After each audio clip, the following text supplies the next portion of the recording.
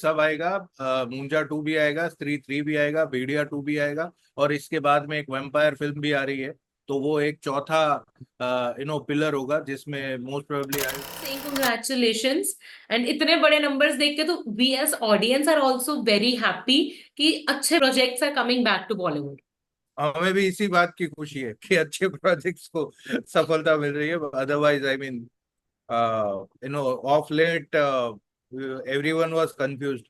पूरी film industry में वही बातें हो रही थी कि यार क्या चलेगा क्या नहीं चलेगा, कैसी फिल्में बिल्कुल। बनाए, कैसी कहानियां कहे। सो सारे लोग थोड़ा कंफ्यूजन में थे, बट आई थिंक फिर से बात क्लियर हो गई है कि अच्छी कहानी कहोगे, एंटरटेनिंग तरीके से कहोगे तो ऑडियंसेस उसको अप्रिशिएट करेगी। Definitely definitely. एज समवन जिसने इतने सारे आइकॉनिक कैरेक्टर्स लिखे हैं, मतलब मैं नाम लेते लेते थक जाऊंगी, इतने आपने आइकॉनिक कैरेक्टर्स लिखे हैं, कभी ऐसा हुआ है that you woke up to some dialogues instead of actual thoughts? हाँ, it happens all the time. I borrow very heavily from my life. I mean, best of the dialogues come in the spur of the moment. तो आधी रात को भी आ सकता है, उठ के भी आ सकता है, और कभी कभी 5 दिन, 10 दिन, 1 साल तक भी रुक जाओ तो भी नहीं आता है ऐसा। कहीं पे जो आपको एग्जैक्टली जो चाहिए होता है वो। वो ये है प्रोसेस, कांस्टेंट स्ट्रगल की प्रोसेस है अपने आप के साथ। पर मजा बहुत आता है इसमें।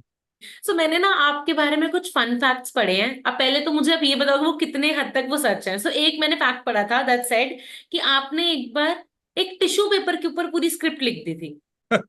टिश्यू पेपर पे पूरी स्क्रिप्ट तो नहीं लिखी थी। गाना लिखा था एक। तो मैंने गाने काफी लिखे हैं गुजराती में। I think around 35 music albums, more than 150 songs मैंने लिखे हैं, गुजराती हिंदी दोनों मिला के। तो हम्म।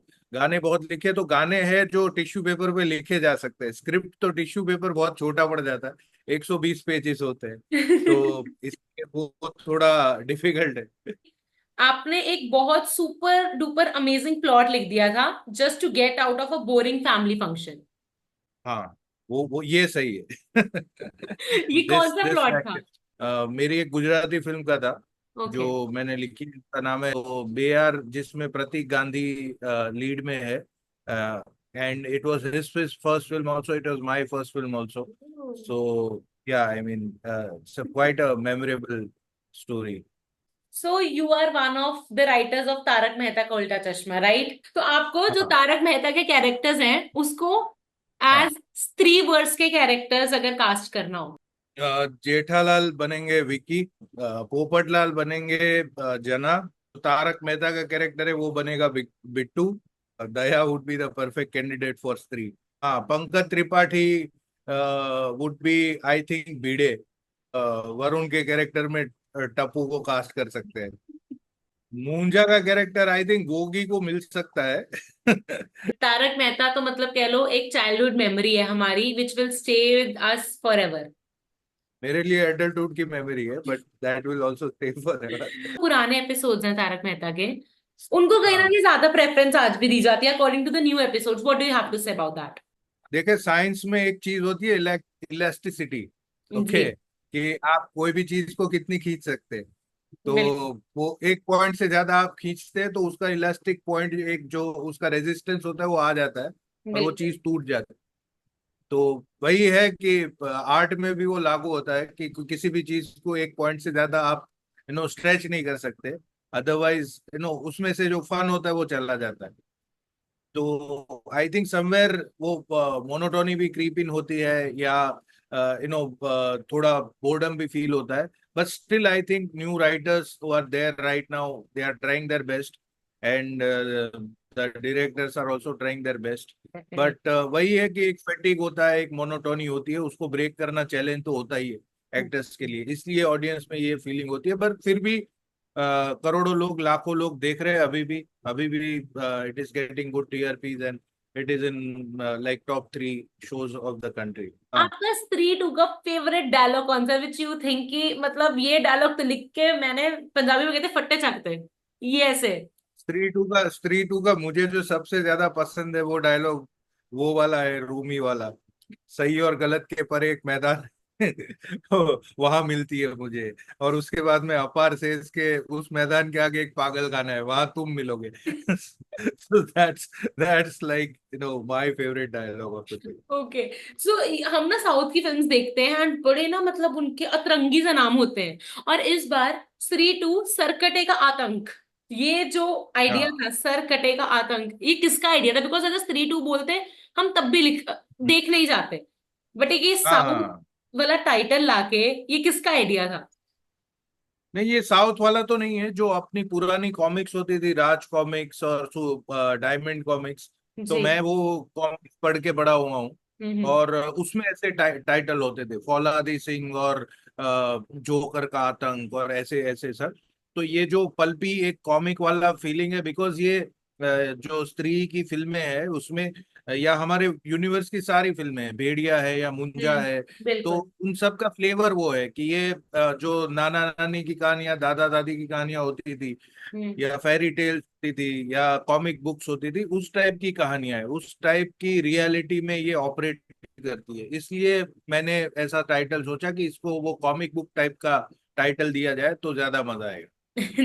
एक्चुअली आई थिंक ये चाचा चौधरी का एक यस। कॉमिक्स है जिसका टाइटल है चाचा चौधरी और राका का आतंक। तो उसमें साबू जो होता था उसका एक एनिमी था राका, और साबू और राका दोनों जायंट थे, इन दोनों की फाइट होती थी। ठीक है, और साबू को गुस्सा आता था तो मंगल ग्रह पे ज्वालामुखी फटते थे, ऐसा नीचे लिखा हुआ आता था एस्ट्रिक के साथ। तो वो राका का आतंक कहीं ना कहीं मुझे लगता है ये सरकटे का आतंक में आ गया है।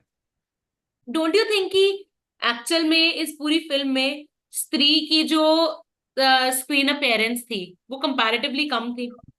Don't you think?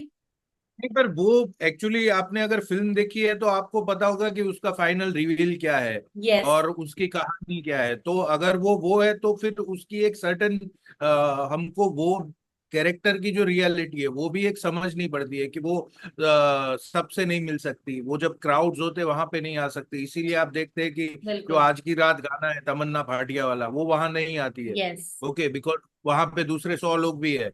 ओके, तो ये इन्हीं 4 लोगों को मिलती है, और वो क्यों मिलती है उसका तो रिवील एंड में है ही कि वो बिल्कुल। क्या है। अगर बिल्कुल। वो है तो फिर उसको एक आम इंसान की तरह आप नहीं दिखा सकते। बिल्कुल। इसलिए हमने उसको एक मिस्ट्री की तरह ट्रीट किया है, इसलिए आपको ऐसा लगेगा। लेकिन जो भी सीन्स में वो है, वो मतलब वो सीन स्टीलर है। वो सीन्स वेरी में मतलब वो मतलब लोगों को एक जो एक एस्टोनिशिंग फीलिंग होती है वो देके जाती ट्रू।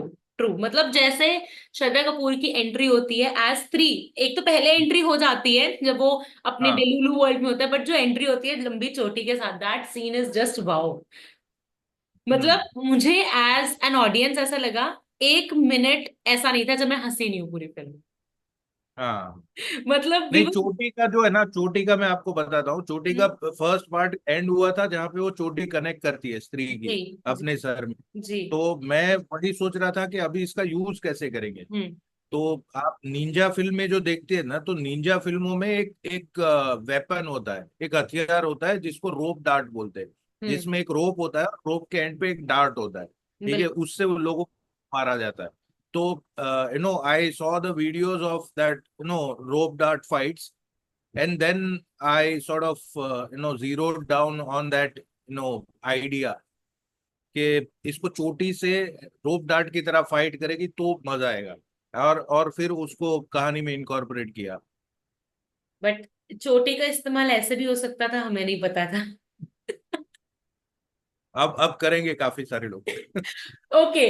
सो आपका ये जो स्त्री वर्स है स्पेशली बॉलीवुड में इसलिए फेमस है because of the end credits, फिर चाहे वो स्त्री हो, वो भेड़िया हो, मुंजिया हो, स्त्री टू हो, ठीक है।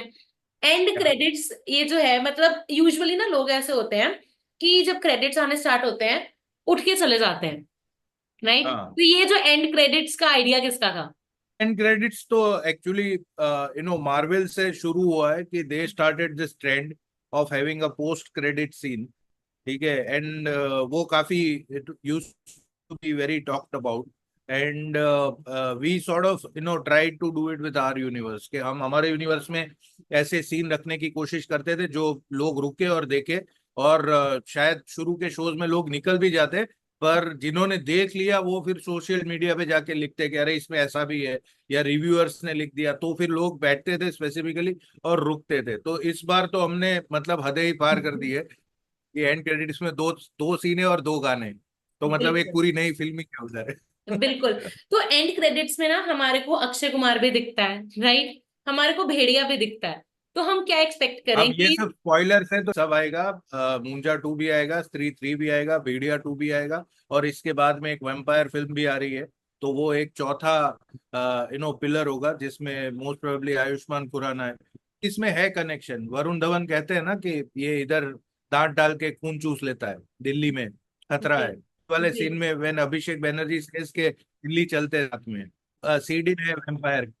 हाँ, तो वैम्पायर, भेड़िया, मुंजा और स्त्री, ये सारे दुनिया के सारे कैरेक्टर्स एक दूसरे की दुनिया में जाएंगे, एक दूसरे की कहानियों में जाएंगे, एक दूसरे से इंटरेक्ट करेंगे, और आपको हंसाएंगे, डराएंगे, और बहुत मजा कराएंगे। सो क्या एक्सपेक्ट करें, पहले क्या आ रहा है? तो पहले तो ये वैम्पायर फिल्म अभी तो शूट पे जा रही है एक दो हम्म। महीने में, तो वही आएगी। सो आपको ना मैं कुछ डायलॉग्स बोल रही हूँ, ठीक है, हाँ, एंड आपको उस डायलॉग की जो एंडिंग है वो अपने हिसाब से चेंज करनी है। मोगैम्बो खुश हुआ बिकॉज मोगेम्बो को आज खाना अच्छा मिला है। इतने आदमी थे। अरे जितने हैं तुम्हारे सामने, ये गिन लो यार। कुछ कुछ होता है राहुल। कौन से पार्ट में होता है ये बता दो पहले। एक चुटकी सिंदूर की कीमत तुम क्या जानो, क्योंकि क्योंकि तुम तो सिंदूर वाले की दुकान में कभी गए नहीं हो। हमारे पास ना, मतलब अगर महीने में 30 से 29 अच्छे दिन है तो एक बुरा दिन भी होता है, राइट? वैसे ही इतनी अच्छी अच्छी आपने स्क्रिप्ट्स लिखी है, कभी ऐसा लगे कि यार ये स्क्रिप्ट तो मेरी बहुत घटिया थी?